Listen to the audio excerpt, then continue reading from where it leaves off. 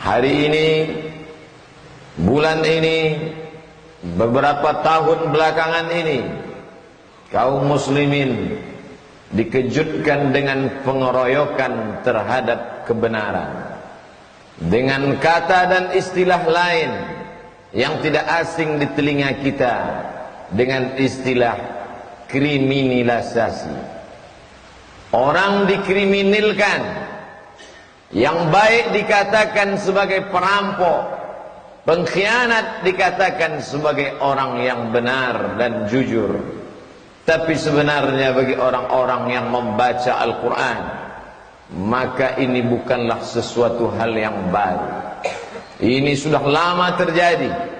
1450 tahun sebelum Masehi, ada seorang nabi bernama Musa alaihissalam.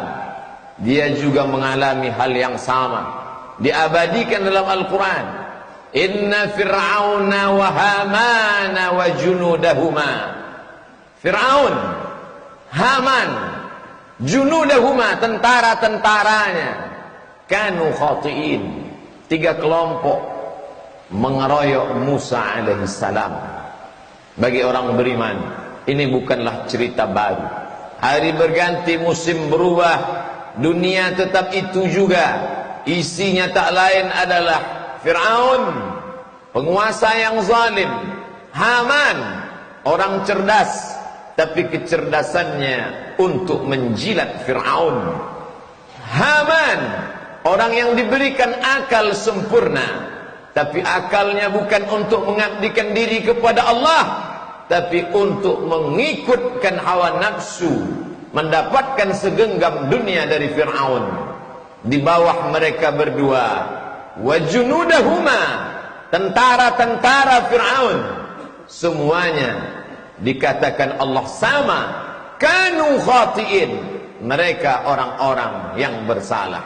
Fir'aun mati, Haman mati, bala tentaranya juga mati menjadi santapan cacing tanah.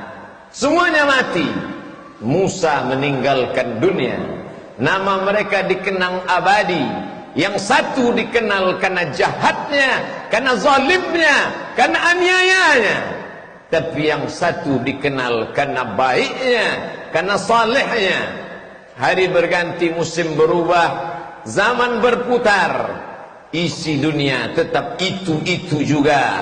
Tak lama sesudah itu, 1450 tahun lamanya lebih kurang, datang zaman Isa alaihissalam. Hari itu dia juga dikeroyok, dia juga dibantai oleh 3 kelompok. Yang pertama Yahudi, yang kedua Romawi, yang ketiga mereka yang menjadi pengikut Yahudi dan Romawi. Yahudi tidak senang karena kedatangan Isa alaihissalam membuka borok kejahatan Yahudi. Romawi tidak suka karena kekuasaan akan hilang. Perlahan-lahan pengikut Isa mulai bertambah banyak. Gelombangnya keras. Ini akan meluluh lantak, akan menghancurkan kekuasaan Romawi dan Yahudi. Adapun orang-orang awam yang jahil, yang bodoh, hanya mengikut Yahudi dan Romawi. Apa yang terjadi? Murid, pengikut setia, mereka berjanji di hadapan Allah ketika Isa berkata, wa idh qala Isa bin Maryam lil hawariyin. Ingatlah ketika Isa berkata kepada hawariyin, murid-muridnya, man ansari ilallah, siapa yang akan menolong aku menegakkan agama Allah? Qala al-hawariyun, murid-murid Isa berkata, nahnu ansarullah, kami yang akan menolong agama Allah.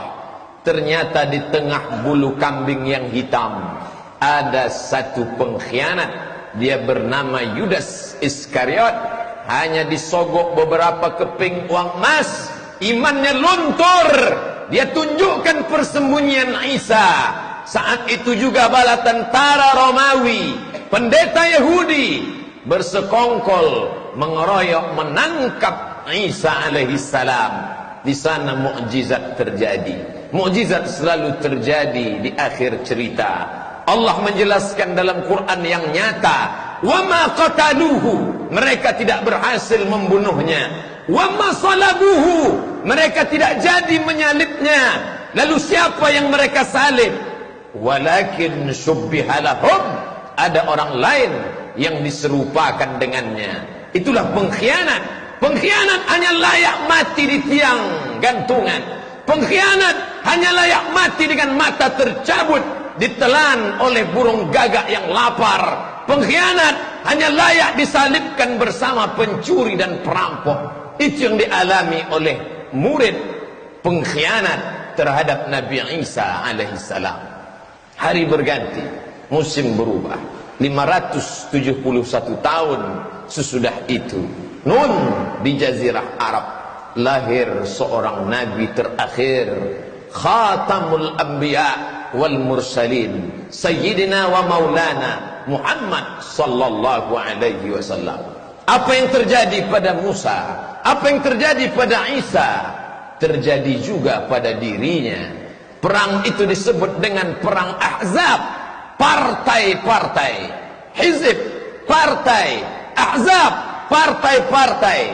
Ada partai Yahudi, Bani Qainuqa, Bani Nadir, Bani Quraizah, Yahudi, ada Nasrani, ada Majusi, ada musyrik. Semuanya mereka berkumpul.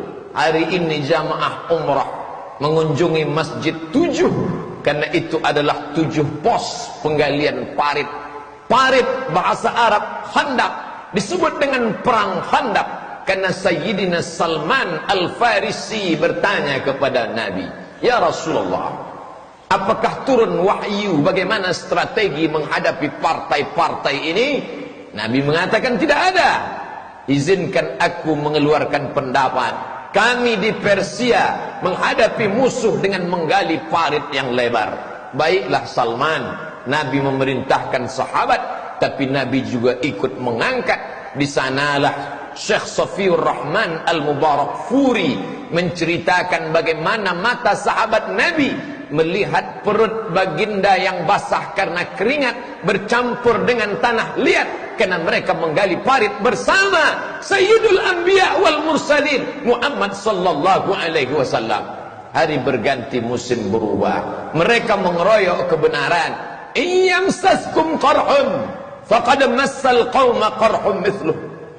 Kalau itu terjadi padamu ya Muhammad, maka ingatlah itu juga pernah terjadi pada Isa, itu juga pernah terjadi pada Musa. Jangan kau takut, jangan kau sedih, karena dunia silih berganti, zaman berubah. 1438 Hijriah. Berakhirkah kisah pengeroyokan terhadap kebenaran? Nabi sudah berakhir, tapi ada pelanjut para nabi. Al-ulama warasatul anbiya, ulama yang mengamalkan ilmunya, ulama yang menyuarakan kebenaran. Ulama dikeroyok, ulama dihabisi, difitnah dengan istilah komando jihad. Siapa yang berkhutbah menyinggung kekuasaan, ini anggota komando jihad, tangkap, habisi, penjarakan. Buya Hamka dengan lantang datang, dia pukul meja itu dengan keras. Tidak ada komando jihad, ini fitnah terhadap ulama. Kalau memang ada komando jihad, akulah orangnya, kata Buya Hamka. Marah luar biasa karena Allah. Hamka yang lembut dan santun, Hamka yang baik, hatinya lunak karena Allah. Tapi ketika kebenaran dikebiri, dikriminalisasi, saat itu dia marah, dia pukul meja sampai pecinya jatuh. Itulah sakit terakhir Buya Hamka menjelang kematiannya. Tidak ada komando jihad. Hari ini 36 tahun, 37 tahun, hampir 40 tahun setelah kepergian engkau, wahai Haji Abdul Malik Karim Amrullah, apakah yang kau alami dulu tidak lagi terulang? Kau sudah menghadap Allah, tapi kami hamba-hamba Allah yang memikul peran para nabi dan rasul menyuarakan kebenaran. Hari ini penerusmu itu difitnah juga seperti yang kau alami dulu. Gentarkah mereka? Tidak. Takutkah mereka? Tidak. Karena takut mereka sudah habis untuk takut sakratul maut. Takut mereka sudah habis karena takut akan menghadapi malaikat mungkar dan nakir. Takut mereka sudah habis karena mereka akan takut menghadapi azab Allah subhanahu wa ta'ala. Ala inna awliya Allah. Ketahuilah orang-orang yang menolong agama Allah, la khaufun alaihim, mereka tak ada rasa takut, walahum yahzanun, mereka tak ada rasa sedih. Man arafat dunya hanat alaih, siapa yang tahu dunia maka ringan dunia ini di pandangan matanya. Dunia ini tak lebih daripada satu sayap nyamuk. Dunia ini tak lebih daripada satu tetesan air di tengah samudra yang luas. Masukkan telunjukmu di tengah samudra, lalu angkat ke atas. Falyanzur bima yarji, pandang ujung telunjukmu baik-baik. Apa yang kau lihat? Setetes. Hanya karena setetes itukah kau jual imanmu? Hanya karena setetes itukah kau gadaikan keyakinanmu? Hanya karena itukah kau takut menghadap dunia, lalu kau hilangkan ketakutan menghadap Allah? Mereka yang memperjuangkan agama Allah tak pernah takut sedikit pun. Ala inna awliya Allah, ala inna awliya Allah. Ketahuilah mereka yang menolong agama Allah, Allah yang sudah mencabutkan rasa takut itu karena perjuangan mereka. Lahir menjadi orang Melayu bukan pilihan, itu pilihan Allah. Lahir menjadi Cina bukan pilihan, itu pilihan Allah. Tapi memilih antara hak dan batil, Allah berikan telinga, Allah kasih mata, Allah pinjamkan kuasa, Allah kasih tenaga. Pakailah untuk memilah dan memilih. Inna sam'a, pendengaran, wal basar, penglihatan, wal fuad, hati dan pikiran, kullu ulaika kana anhu mas'ula, semua akan disoal, semua akan ditanya. Kemana engkau berpihak wahai saudara? Dulu orang bingung memilih mana hak mana batil, tapi hari ini begitu nyata dan jelas. Dulu orang akan berkata ini peristiwa terjadi non jauh di sana, kami tidak mendapat informasi. Hari ini terbetik berita di Pulau Jawa sampai ke mata dan telinga. Semua akan ditanya. Inna sam'a, pendengaranmu, wal basar, penglihatanmu, wal fuad, hati dan otakmu, kullu ulaika kana anhu mas'ula. Kau akan disoal, kau akan ditanya di hadapan Allah. Kemana kau berpihak? Kemana kau memilih? Wa nafsi wa ma sawwaha, demi jiwa dan penciptaannya. Fa'alhamaha fujuraha wa taqwaha. Ada jalan fujur, ada jalan taqwa. Qad aflaha man zakkaha, beruntunglah orang yang mensucikan diri, memilih jalan yang hak. Tapi pemilihan yang benar perlu pengorbanan yang panjang. Saat ini orang berkelahi dengan ayah kandungnya. Apakah itu tak pernah dialami oleh Abu Bakar Siddiq? 8 tahun lamanya berpisah dengan Abu Quhafah, ayah yang tua renta, buta, tak dapat melihat. 8 tahun tak memandang wajah ayah, sampai pada akhirnya Amul Fath tahun ke-8, pembebasan kota Makkah. Disitulah Abu Quhafah bersyahadat, asyhadu an la ilaha illallah wa asyhadu anna Muhammadan Rasulullah. Hari ini orang berkelahi dengan anak kandungnya gara-gara pilihan yang berbeda. Lalu sakitkah kita? Kurangkah kesakitan itu tidak dirasakan sahabat yang dulu? Abu Salamah berpisah dengan anaknya, Suhaib Ar-Rumi berkelahi dengan mertuanya. Sakitkah kita? Lebih sakit lagi mereka. Hidup adalah as-sira' bainal haqqi wal batil. Hari ini kita memilih, dan setiap pilihan pasti ada resikonya. Hidup panggung sandiwara, dunia papan catur.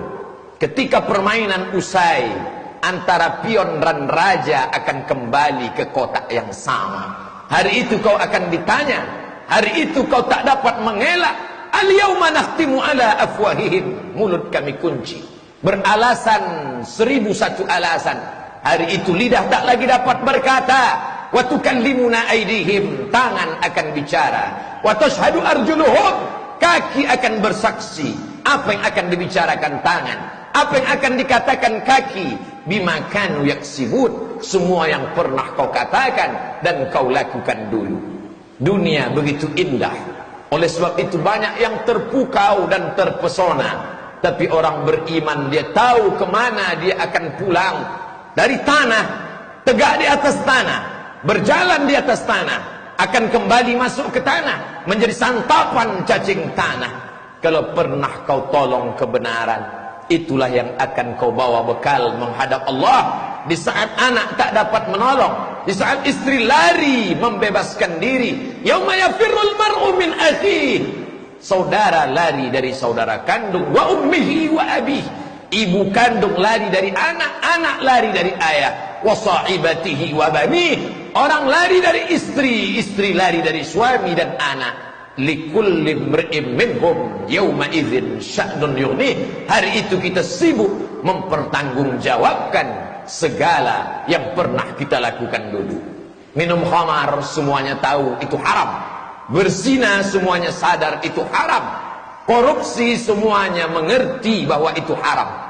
Tapi memilih bersikap dalam suasana genting, beribu alasan terucapkan, tapi hatimu tak dapat kau dustai, nalurimu tak dapat kau bohongi. Ma'aka fi sadrika, hatimu terasa sempit ketika kau khianati dia. Oleh sebab itu istafti qalbak, tanya hatiku.